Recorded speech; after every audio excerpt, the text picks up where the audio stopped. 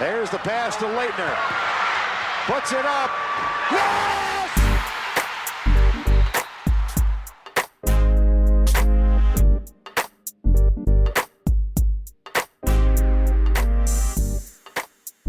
Ladies and gentlemen, welcome back to Chronicles. I am your host, Max Rego. I'm joined today by my good friend, Patrick Feltz. So Patrick is the founder and director of the Student Media Poll. It's a venture consisting of student journalists across the country, which ranks the top 25 teams in college football, men's basketball, and women's basketball. Patrick, thanks for joining the show. Yeah, thanks for having me on. It's great to be here and get to talk a little about this and plus some basketball, which is what obviously we do on this show. So glad to be here, glad to talk some basketball, and glad to talk about the poll and something that you've been a part of now for a number of months, ever since we really got the ball rolling when the football season kicked off earlier in the fall. Yeah, no, it's been great. So full disclosure, I was a voter for the football season. I guess still ongoing. We still have our final poll to do after all the bowl games finish. And then Jake joined for the men's basketball season along with me. And then one of our main women's beats, Emma Adler. You guys have, if you're listening to this podcast and you look at our website, dochronicle.com, she's done a great job with women's basketball over the last couple of years. Absolutely. Yeah. She's been having it on lock for the women's poll. So we've got, 3 representatives on the poll. So I figured during the break, we have some downtime to, bring on some more people to the podcast. And we obviously had our special edition compilation that we released last week. And we figured, let's get some more people on. And Patrick was one of the first people that came out of mind. So let's get started. Yeah. Thanks again for having me on. It really is great to be here and to be a part of this show, because obviously you've had quite a lot to talk about this year with Duke basketball on the men's side, the women's side. 2 really good teams, I think, in their respective sports, and 2 teams each that have a lot to play for and are certainly going to be ranked in our poll for the rest of the year, I would assume, barring a major collapse. And given the 2 head coaches at the helm for these teams, I don't see a major collapse happening given the amount of talent on both of those sides.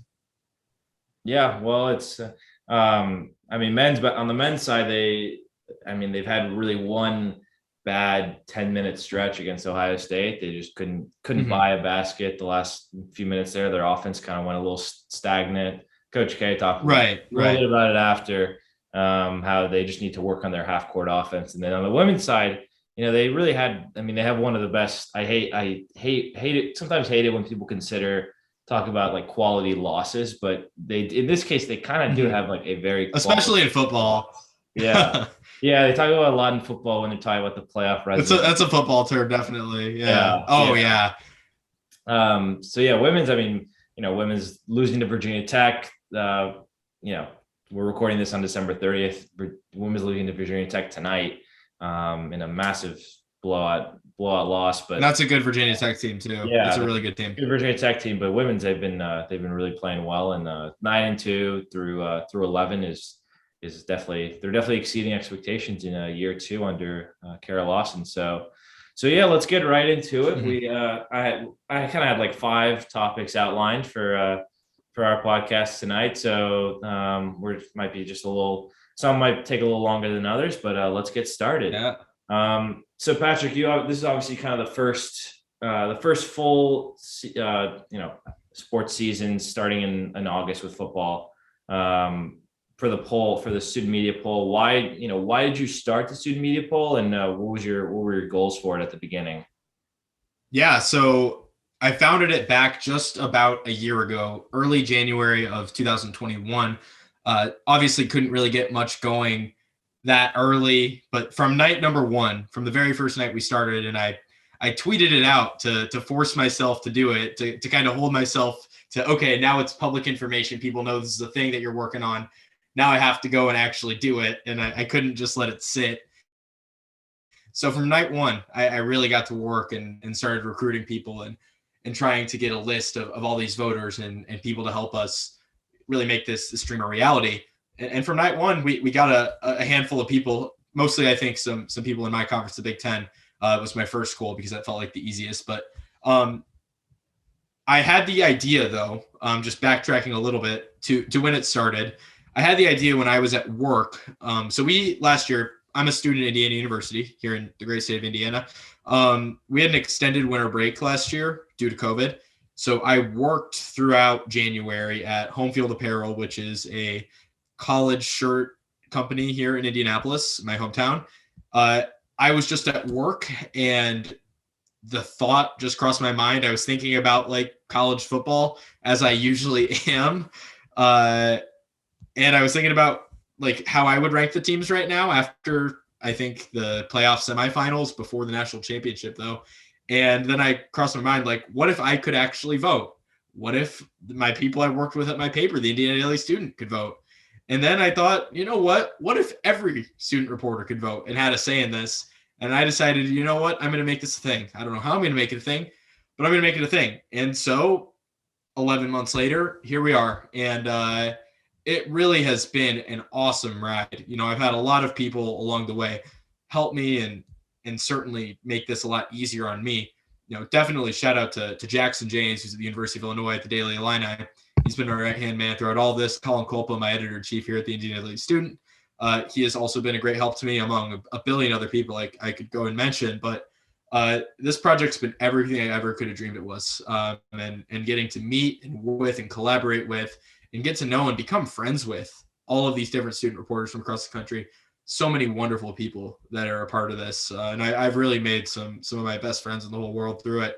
And it's been a heck of a ride, and we're just getting started, really. You know, the first football season is just wrapping up, and the first basketball season, women's and men's, it's just getting started. And from here on out, I think we have a few more things up our sleeve in that first year, in that first season. Really, the first year is about to hit in, you know, a week or two. But in that first season, we have a couple more things up our sleeve to announce. But for the most part, it's been smooth sailing, and it's really, really been an honor to get to work with so many great people. Yeah, absolutely. And, you know, you mentioned Jackson. He was actually the guy I reached out to over the summer. He did. That was his whole mission was recruiting, and he did an excellent job. We have over 100 voters for football, and Jackson found a lot of them. So shout out to him. Yeah, no, he did a great job recruiting. I remember Jake told me, you know, he mentioned, like, you know, he didn't think he was going to be able to find time with it because, you know, if you're the editor, I mean, it's a huge step up. I mean, you know, managing editor versus sports editor for Chronicle, and it's probably like to a lot of other papers, it's a massive difference in terms of the workload just from an editing standpoint. I mean, Jake's had so much, so he just didn't think he had time, and, you know, I was definitely down. I wanted to, you know, rep the Chronicle and get involved with it, and it's been great. I mean, I remember, like, you know, as a follower of college football and you know, college basketball, I really, you know, always, you know, just watch as much as I can, and, you know, being able to cover it was incredible. But just going the extra mile and being able to vote on some of these, you know, these rankings week to week. I mean, like, yeah, I got, you know, pretty invested in watching some of these teams and watching, you know, highlights here and there. I mean, I remember, I was pretty, like, I think a lot of the voters for football season, at least, we were higher on some teams than maybe like the national media, the AP poll, the professional, you know, the graduated college journalists, if you will, and, right? You know, they do such an incredible job. And maybe it's less than the national AP poll, but maybe more so like the playoff committee, because I remember the whole year I was riding Cincinnati the whole year. I never put them in. I never had the guts to put them in number one. But I had them at number two. There were most of the year. Yeah, there were a couple weeks where I saw some people had Cincinnati number one.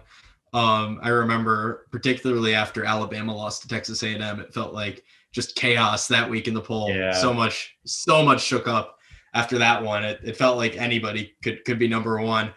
Personally, that week, I felt like Ohio State was the best team in the country, even though they had lost to Oregon. A loss that looks all the more perplexing as we see what Oregon did the other night against Oklahoma in the Alamo Bowl. But one thing that I did notice, though, after I founded this and we really got started on this, a lot of people were just ranking the teams themselves anyway. And this kind of gave a few people, more than I expected, an outlet to just put that out into the world as they already had it and make it a part of something, which I thought was a cool thing. Yeah, no, it was great. I mean, being able to have some, show some opinions on Twitter was definitely, it opens Yes. everyone up to some heat as usual, but Spicy takes. that's Twitter, that's social media. So Uh-huh. it is how it is. So You know it. this question is, I guess this topic's a little related to it, but what are kind of your hopes for the student media poll? As you mentioned some stuff on the horizon. What are your kind of hopes for for it to grow in the future? Yeah, well, I think we just got to keep it growing. And obviously this first year has been so great, and I'm incredibly grateful for how it's gone. And I wouldn't change a thing, but I think we can keep getting bigger and keep expanding that readership, that fan base, that the people paying attention to it, plus our voters, and expanding that too, and really making this a true representation of the sport at large, and getting as many people involved as possible from as many different outlets at as many different schools in as many different parts of the country as we can, to just get a real wide spectrum of voices here in collegiate athletics. And beyond that, though, I think we definitely are trying to expand our content too on our website, and getting more things involved there. I know we do have, so far we had three podcasts this year. We had the main one, the Student Media Poll podcast, which I hosted, Student Section podcast, which is an SEC podcast run by Jack Duffy and Michael Hull from Georgia and Florida, who were great, and they did an awesome job this season. I'm really happy with how that podcast turned out. And Back to Maction too, a MAC football podcast, which had a few episodes with a guy from Central Michigan and a guy from Ohio.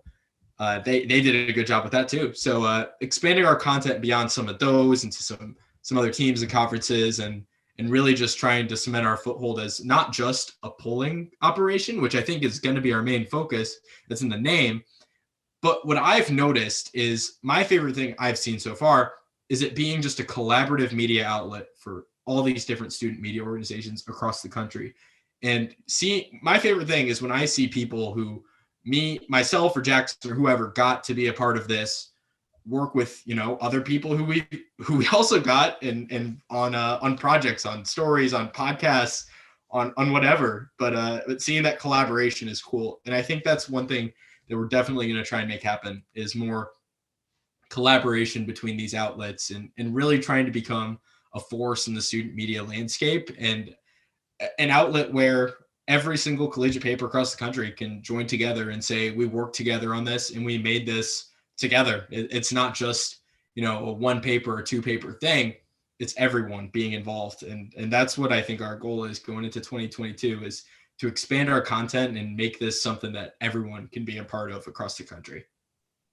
Yeah, no, that's definitely some good goals to have. It's crazy just being part of it, and being kind of I would say obviously not involved with it from the ground floor, and just kind of joining for the football season and continuing it. Just seeing how much it's grown, it's really cool. The group me is always hilarious. There's always something crazy going on in our group chats. I don't message in there as much as I do like maybe our regular Cron Sports group me, but yeah, it's definitely, it's a lot of your classic student journalist banter and stuff. Yeah, it's funny how similar we all are across the country, whether we're in Hawaii or we're in Massachusetts or Florida or Washington or wherever.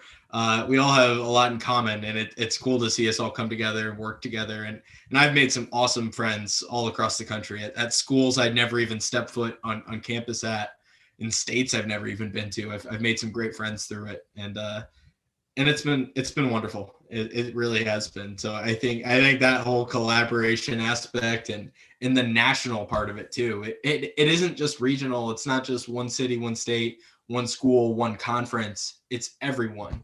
That's something I want to keep harping on, and keep trying to focus on as we try and expand and get bigger here in the next year. Keeping it as national and growing all across the country, I think is one thing that we're gonna keep working on, because I'm with you there.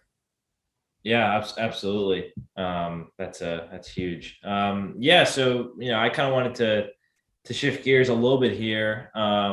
We obviously are almost 2 months into the college basketball season. Can you believe it? It's wild that it's gone by so fast. And if you were listening to the first 15 minutes and you forgot, this is a Duke basketball podcast. So we got to talk a little bit of college basketball, of course.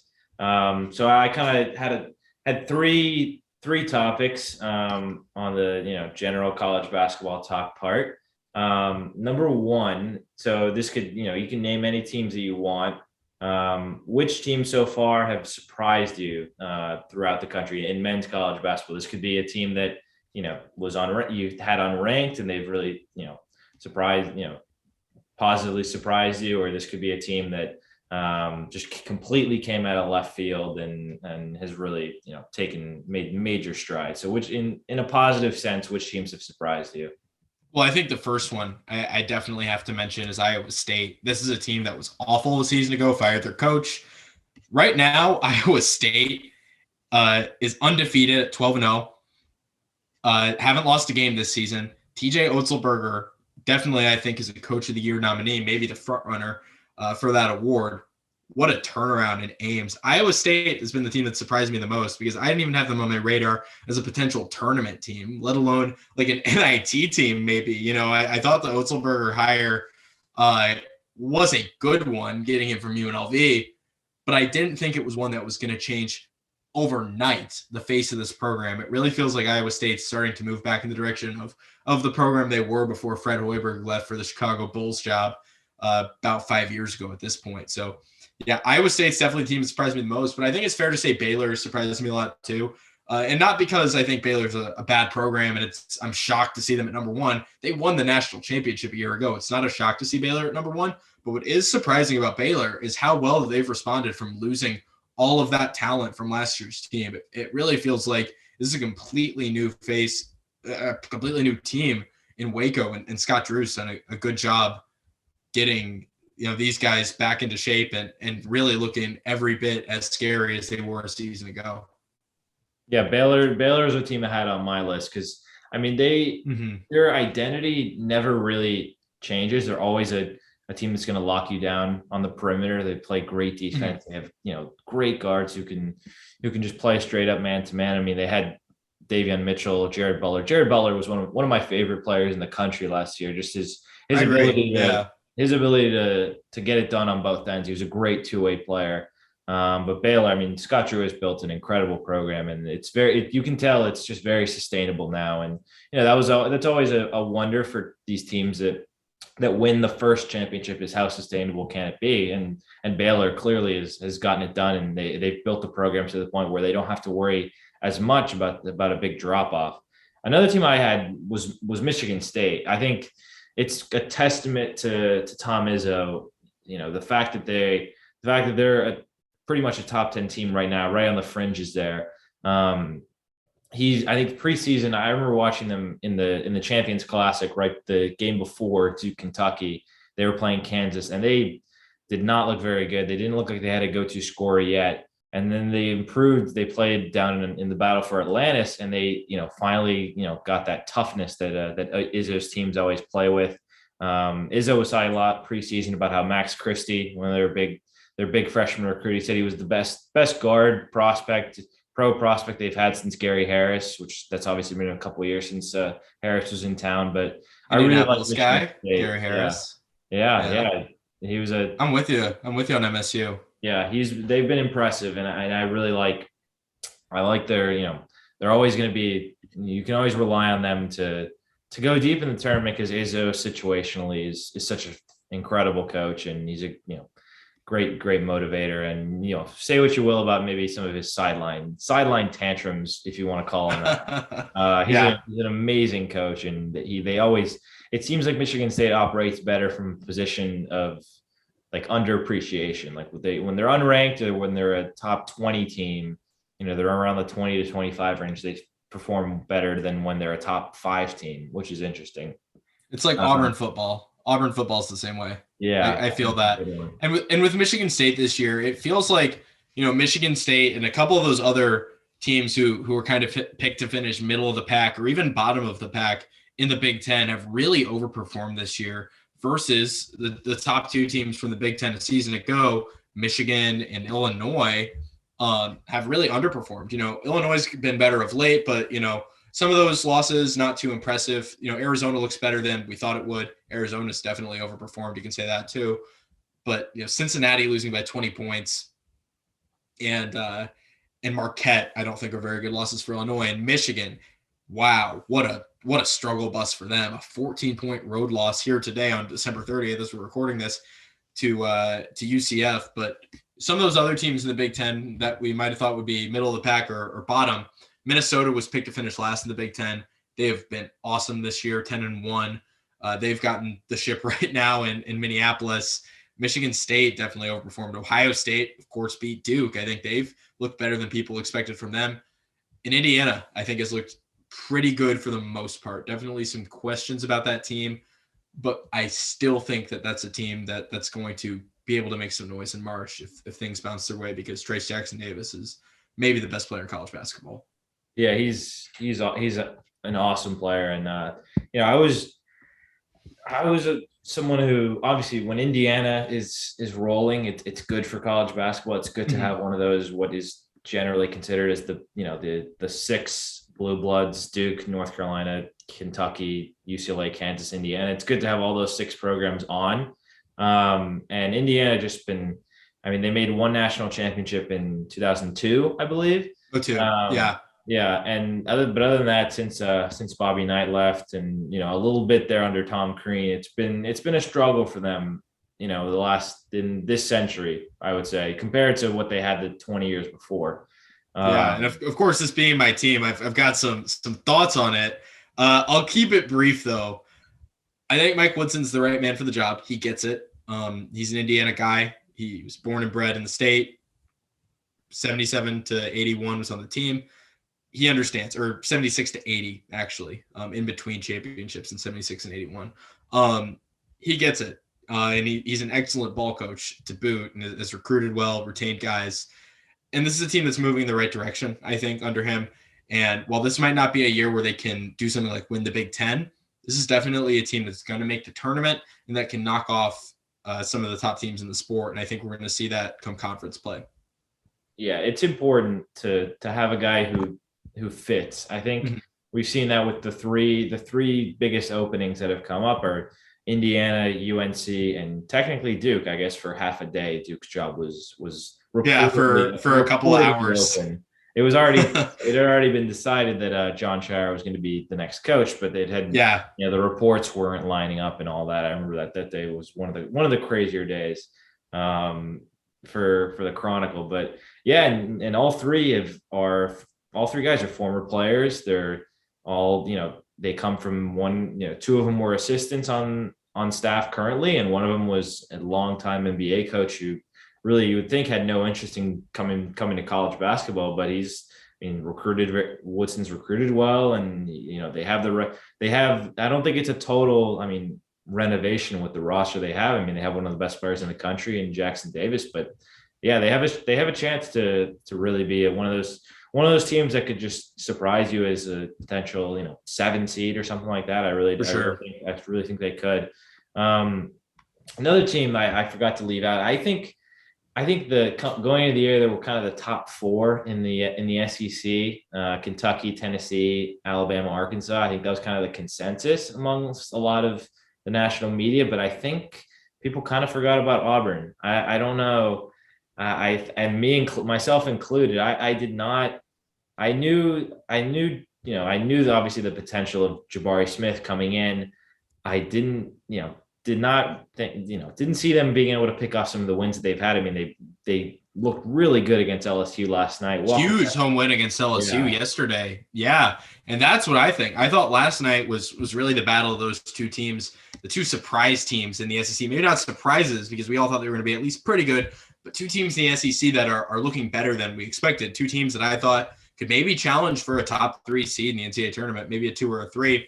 In LSU and Auburn, with how they've looked in recent weeks, Auburn really impressed me last night. This is a team that's going to be ranked in the top 10 in the next poll, I assume. Look out for the Tigers, right? Yeah, no, they have the perfect, you would think the perfect, big man combo with Jabari Smith, who, he is challenging Paolo and Chet for the number one pick. Some recent mock drafts have come out having him as the top guy. I have some thoughts on that. I think I am definitely biased, but I think Paolo should probably be the number one pick. But I mean, having watched all three, I think that the teams that get the top three picks, each of them will have a potential all-star in their back pockets. But yeah, I mean, Jabari Smith's been great. I mean, I'm looking here; he's averaging 16 and almost 7 rebounds a game, shooting 43 from three. He's got a very good pull-up jumper.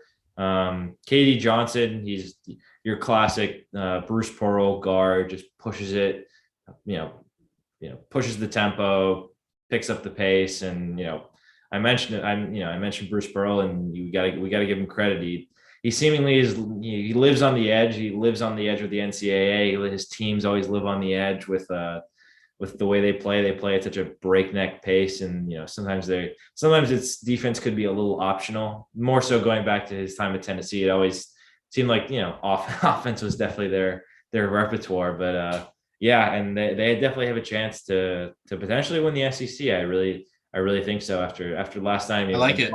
I like it a lot. Yeah, Walker Kessler, he had a triple double with blocks. Yeah, the former Carolina player. Yeah, he was. I mean, he was just kind of lost in the shuffle at Carolina. They had a lot of talented big guys: Garrison Brooks, Daron Sharp, Armando Bacot. But he was kind of lost there, and he's found a home, and they have found the right mix of big men to play. I mean, they can play Smith and Kessler alongside each other, because Smith, I mean, really he plays outside on the perimeter a decent bit. So those were kind of my surprise teams. I mean, I think we kind of covered, and I guess we left out Arizona, but Arizona, yeah, the shine may have kind of worn off them a little bit after their loss to Tennessee, but that's as impressive a loss. And that's a tough place to play at Tennessee. Yeah, that's an underrated place to play. The summer, really big arena. Yeah, and they only lost by, I believe, 4 to Tennessee, and yeah, that's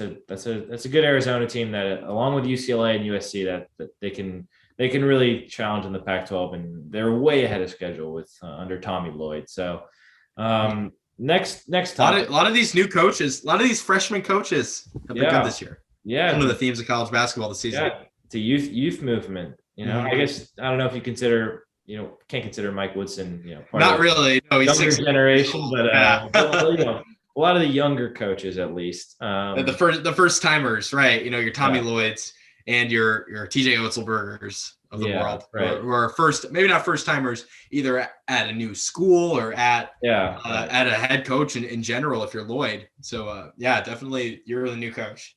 Yeah, no, it's amazing how ahead of schedule some of these teams are, and for sure. I'm just talking about this now. It gets me excited for the tournament, but I know, can't wait. Yeah. So next topic, which we went over a couple of these teams, but which teams have so far disappointed you throughout the country? I think some of these ones are obvious, but I want to run through a couple. I'll hit you with the easiest pick of all time. It's Michigan. I had Michigan in my Final Four before the season. Totally. It was hard not to. I thought they were clearly the best team in the Big Ten coming into the year. I was definitely in on them over Purdue, and I was in on them over Illinois too. I thought those two teams had too many questions with their roster. I was sold on Michigan, and it really started and ended with, I believe that Juwan Howard is maybe the best head coach in the Big Ten. What a year this has been for Michigan. 7-5 right now. And coming off of a 14-point road loss today to UCF. Michigan, I still like a lot. I think this is a team that can still be dangerous come Big Ten play if they figure it out. But they've got to figure it out, and they've got to figure it out fast, because non-conference for them has been an abject disaster. And the Big Ten's not a forgiving league. Let's be quite honest. This is a league where any given night, any team can beat anyone, because there are so many tough places to play. It doesn't matter how good or bad a lot of these teams in the Big Ten are. If you're going into the RAC at Rutgers, if you're going into Assembly Hall, if you're going to Mackey Arena, if you're going into Illinois, if you're going into Columbus, if you're going into just about anywhere in the Big Ten, it's a tough place to play where you're going to have to deal with a really, really hard game, whether it be from the crowd or from the players on the other side of the court. Nothing is ever guaranteed in this conference. And for Michigan, especially sitting here at 7-5 right now, which was the record I predicted for their football team and was dead wrong about, by the way, it's not good. It's definitely not good. Maybe Michigan's only allowed to be good at either football or men's basketball, and not both. Maybe there's some universal rule about that we're not familiar with, but Michigan has really underperformed this year, and I don't think there should be any sort of question about Juwan Howard's capabilities as a coach, because he's clearly shown that he picked up right where John Beilein left off, and I think even maybe outdid Beilein in some categories, particularly on the recruiting trail.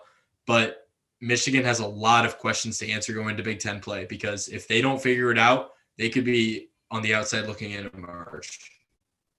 Yeah, I was definitely sold on Michigan preseason. I loved Hunter Dickinson, and I thought they had the right pieces around him, and they had a lot of guys step up during their run to the Elite Eight last year, and they just hasn't all come together. I mean, I was watching a little bit of the UCF loss earlier today, and it's a little confusing, honestly, why a team with that much talent, it just hasn't. It shouldn't be going the way it is. It absolutely shouldn't be. Yeah. A team that I kind of comes to mind is, on a similar note is North Carolina. I think they have kind of, their defense is really, perplexed me almost, because, I mean, they're offensively, they're efficient and they can shoot it really well. They're one of the better shooting teams actually in Carolina history. But their pick and roll defense is, quite frankly, it's a disaster. They don't have good big men who can step outside and guard a guy of more fleet-footed guy off the dribble. Besides Armando Bacot, I mean, Brady Manick is not a great defender, and Dawson Garcia as well, not a terribly good defender either. Yeah, they've just struggled, and I think all that being said, they are probably still right now a top 3 team in the ACC. That speaks to how down the ACC is right now, with Duke being the only ranked team, and I would say I think Virginia Tech is the second best team in the conference, and they're. I agree. Yeah, I like their shooting. I think gave Duke a really good run last week, but yeah, and Wake being 11-2, we'll see how that holds up. They lost to Louisville last night. But yeah, it's a weird year for the ACC, really down. But weird handful of years for the ACC. Yeah, weird little transition period with some of the coaches leaving, coaches stepping down. Definitely, and next year in particular, once Coach K is on the way out, I think could even be another really weird turning point for the conference. Yeah, well, you need your top teams to be outstanding, to be a great conference, and that's what they had. They had that the year before I got to school. Is they had 3 number 1 seeds with Duke, UNC, and the Virginia team that won it all. And of course, that's another team that's really disappointed this year. Yeah, Virginia. Virginia came into the year ranked, I think, 25th in the country in the preseason, and pretty much from the get-go, we knew, okay, the offense is absolutely not there even a little bit. The Virginia offense has been a disaster this season. Yeah. Even just a little bit of offense would be enough to get it done most years with Virginia. Like we've seen so far under Tony Bennett, just a little bit of offense can sometimes be enough to make it a good team. They don't even have a modicum of offensive momentum this season. Yeah, they brought in one-dimensional team. Yeah, they brought in Jaden Gardner, a transfer, and he's been fine. They just don't have enough. I mean, and Armand Franklin as well from Indiana. Mm-hmm. Yeah, and they Kihei Clark, who's been there for seemingly since I was a decade. Yeah. He's a defense force first point guard. He's not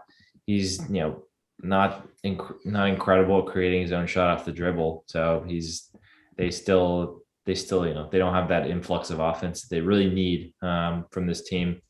But yeah, I think we maybe left this team out, these couple teams out, but Texas is kind of disappointed me. I think their loss to Seton Hall was a little. I mean, Seton Hall's got it going pretty well right now, but yeah, it was a little confusing how non-competitive Texas was against Gonzaga, and that loss to Seton Hall. So I think we might have underestimated Kansas and Baylor in the Big 12. I think it kind of handed it to Texas preseason, that the Big 12 title, but Yeah.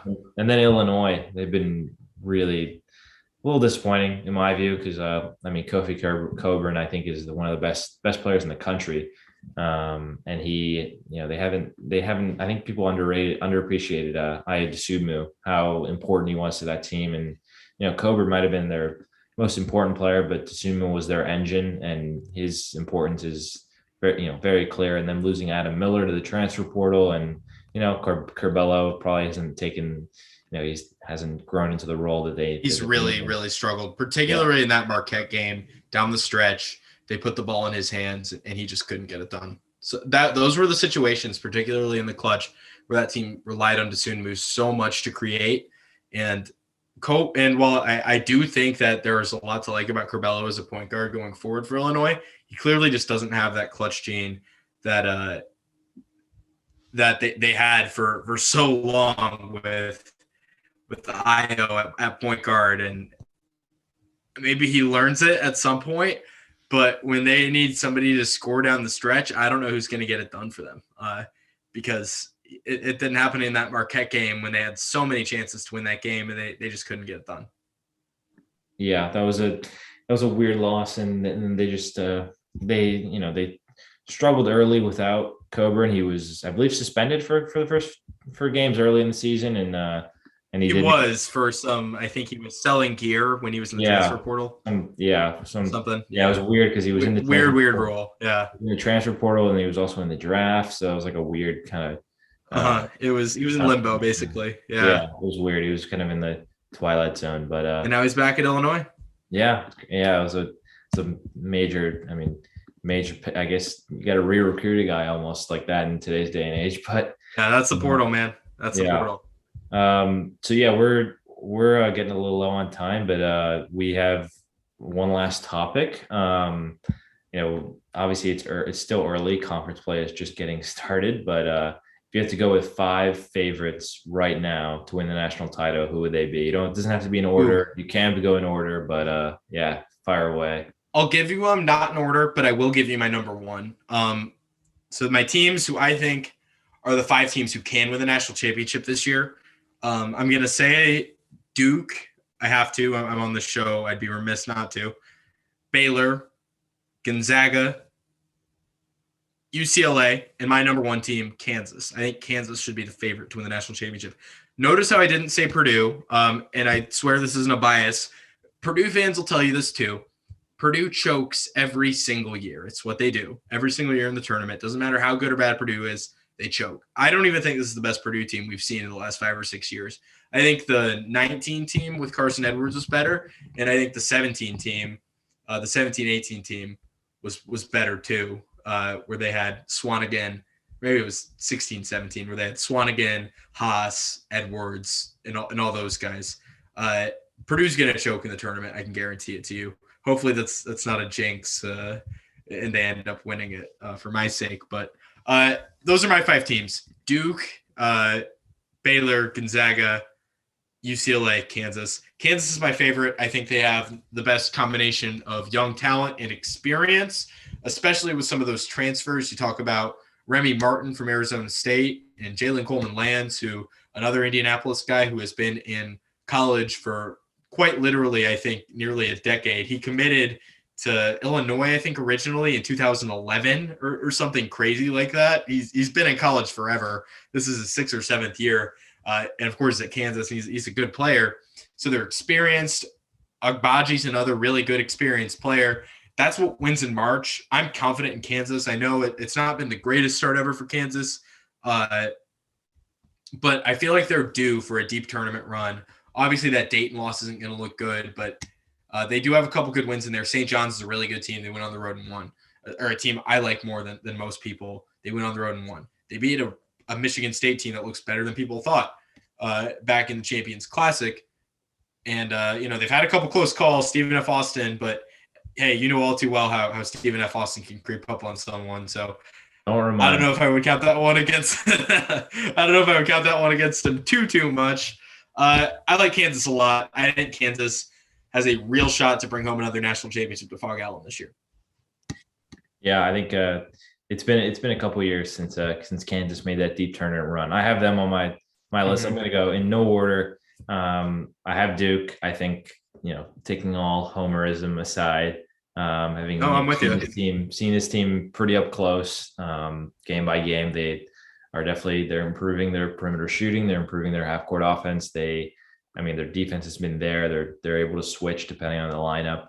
But I think they have the right mix of youth and experience that really paid off in 2015. This team kind of reminds me of that 2015 team with a guy like Wendell Moore. His leadership, his versatility, it really helps. It brings it all together. He's like this straw that stirs the drink for this team. And he reminds me a lot of what Quinn Cook did for the 2015 team, and alongside all those talented freshmen.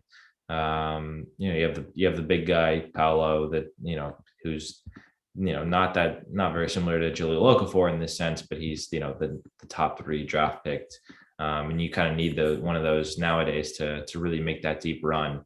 I like this team. I think this is the best, definitely easily the best Duke team since the Zion team. I think in some ways, this team they're not a better team than the Zion team. They could end up going farther because I think they could match up better with a lot of teams they'll see in March. That's what the tournament is. It's matchups. Yeah. You're absolutely right.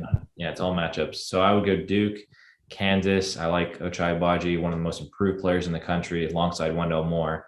Remy Martin, there were some concerns about how he would be able to play with some of the other guys. How he would mesh with Bill Self and his style that feels like they're total contrast, but it's worked. Yeah, it's worked. David McCormick, he's, I think I had him a little high. I was a little higher on him than what he's shown so far, but he's, just kind of a consistent guy you can throw it down to. And, sometimes they could be in bad shape when he's in foul trouble come March, but I like them to make a deep run.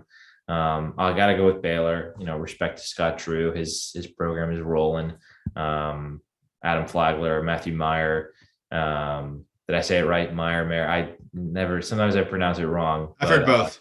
Yeah, I've heard both as well. I never know how to pronounce it, but and then Gonzaga, I think, 2 losses is the Alabama loss. Their inability to contain Alabama from outside was a bit of a concern, but I definitely still think Gonzaga with Holmgren and Timmy, they can pound it inside, and if they have the right shooter, the guys get hot from outside. I do think they can make a run. I was going back and forth on the 15. I want to say Purdue. I really like Jaden Ivey, and there was a great article in the Athletic about how they rotate Travion Williams and Zach Edey, because you can't play those guys alongside each other. Mm-hmm. But that's something I think Matt Painter learned, by the way, with some of those teams in the earlier part of the decade, whether it was AJ Hammonds and Isaac Haas, or if it was Isaac Haas and Caleb Swanigan. He learned how to balance those bigs, and I think that's coming in handy for Purdue this season. Yeah, so I want to say Purdue, but I was thinking maybe there's a team that could surprise and then go on that deep run. I'm thinking maybe it could be a team like Ohio State. It seems like they could have like the right formula. I really liked their game plan against Duke. They really slowed it down and they pounded it with Liddell and Zed Key inside.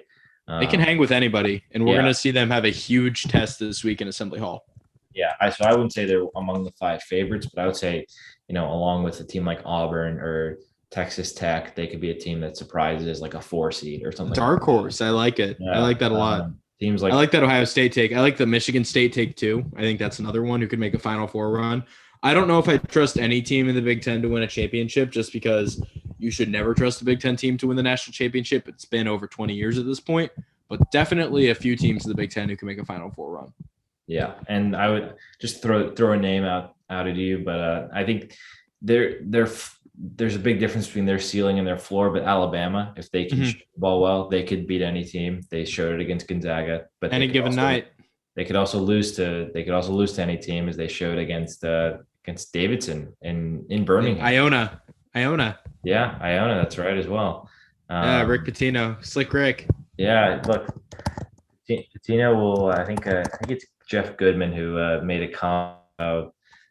Jeff Goodman made a comment about how Patino will take his guys and beat yours, and he'll take your guys and beat his, or something like that. So, yeah, that was a weird loss. I just out of left field, kind of. Yeah. So I mean, those are kind of the teams that stand out. If I had to pick a fifth, I would probably say Purdue, because I think this could. I know you're saying that they're going to choke. It's possible. I don't trust them. I don't trust anybody in the Big Ten, though. It's not just Purdue. Purdue true. will choke, but so will everyone in the Big Ten. Yeah, that's a fair argument. You've had a better up close look to the Big Ten than me. Purdue, I think, is the runaway favorite in the conference, though. Rutgers is a tough place to play. I don't blame them for that loss. That felt fluky, as awesome as that shot was. Yeah. Rutgers is number one, I think, one of the three toughest places to play in the entire Big Ten, behind Assembly Hall and Mackey Arena. But that was an awesome game, but a loss that Purdue needed, and a loss Purdue is going to learn from. Yeah, I mean, that performance by Ron Harper Jr. was historic. Definitely made his dad proud. And that shot, I remember watching the shot, and that's incredible how quickly they got it up the floor, and what a sport, man. Yeah, what a sport, right? Crazy. Only in college basketball. Yeah, it's a preview of what we have coming in 3 months. So Amen. Going up all the way into April. So Mm-hmm. So those were our 5 topics. Want to talk a little bit about the poll, and then go into some college basketball. And we obviously touched on a little Duke, touched on a little Indiana. So we got our teams out of the way. We got our rabid fan bases and readers and listeners to say the least, satisfied them. So this was awesome. Patrick, it was a lot of fun. I appreciate you coming on. It's been of course, it's been great, and definitely if we maybe the 2-team Indiana Duke, maybe they'll meet sometime in the tournament. Who knows? It'd be fun, right? Because Coach K, of course, I was hoping to see Duke make a trip to Bloomington in the Big Ten ACC Challenge as like a Coach K, Bob Knight reunion sort of thing, since Bob Knight's on good terms with Indiana basketball again. Maybe see those two get together one last time, because of course he was an assistant under Bob Knight at him at Indiana in the 70s, where he learned under him. And of course, they're both Army guys. So I was thinking that could happen. Evidently it didn't, but maybe it'll happen in March. Who knows? Yeah, I mean, never know. I think Indiana might be a 7 or an 8 seed, so it might work out if Duke is a 1. So it could, yeah. Total second round matchup would make sense. Yeah, that would be an interesting one. The committee would definitely. They say they don't try to, force matchups onto us, but the TV money from that game would be through the roof. Yeah, that would be incredible. It makes too much sense. So we're gonna wrap it at that. Thanks everyone for listening. We had a blast recording this. So and Patrick, really thanks for hopping on. Of course, anytime. I'd love to come on again. This is a lot of fun. Yeah, absolutely. We'll definitely have you on. You're now a recurring guest. So of course, exciting. Can't wait. Yeah. All right. Thanks for tuning in, everyone.